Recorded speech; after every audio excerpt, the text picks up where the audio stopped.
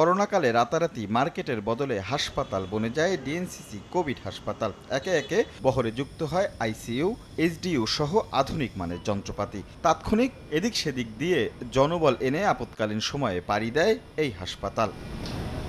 Corona পরবর্তীকালে এখন অলস পড়ে আছে কোটি টাকার সম্পদ। ডেঙ্গুর ধকল সামলাতে কিছুটা সাপোর্ট দিলেও জনবলের অভাবে কাজে লাগানো যাচ্ছে না আধুনিক এসব যন্ত্রপাতি। অথচ স্বাস্থ্য বিভাগ চাইলে তৈরি হতে পারে আরও একটি জেনারেল হাসপাতাল। যদি এরকম কোনো কিছু করা যায়, নর্মাল টাইমে এটা জেনারেল হাসপাতাল হিসাবে কার্যক্রম পরিচালনা করবে। যখনই কোনো আউটব্রেক হবে সেটাকে মানে ডেডিকেটেড হিসেবে সেই হাসপাতাল হিসাবে ঘোষণা দেওয়া। তথ্য বলছে সারা দেশে ৩৭টি মেডিকেল কলেজে হাসপাতালের শয্যার সংখ্যা ১৪,০০০। এছাড়া সরকারি হাসপাতালে আরও শয্যা রয়েছে ৫২,৫৬০টি। আর এসব হাসপাতালে ৩৭,৪১৭টি পদের বিপরীতে চিকিৎসক আছেন ২৯,৩৮১ জন। অর্থাৎ কাগজে কলমে শূন্য পদের সংখ্যা ৮,০৩৬। এর মধ্যে প্রায় ৩০% আছেন ওএসডি হয়ে।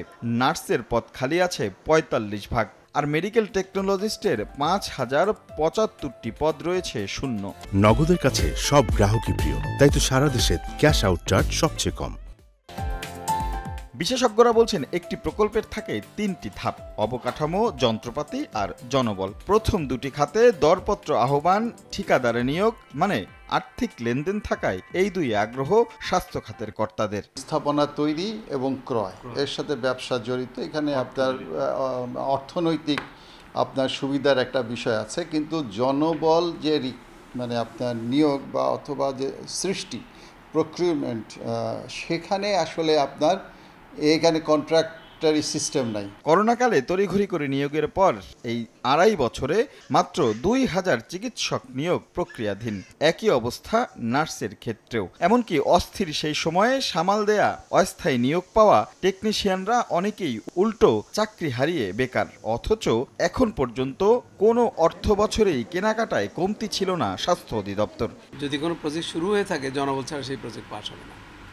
প্যারালালি হইতে হবে। এটা খালি প্রজেক্ট করে ফেলবেন, যন্ত্রপাতি কিনে রাখবেন, বছরের পর বছর পড়ে থাকবে, এর তো সরকারের রাজস্বের বিশাল লস। চিকিৎসক সংকট কাটাতে বিশেষ বিসিএস এর সার্কুলার দেওয়ারও পরিকল্পনার কথা জানায় স্বাস্থ্য বিভাগ। রাশেদ লিমন, সময় সংবাদ, ঢাকা।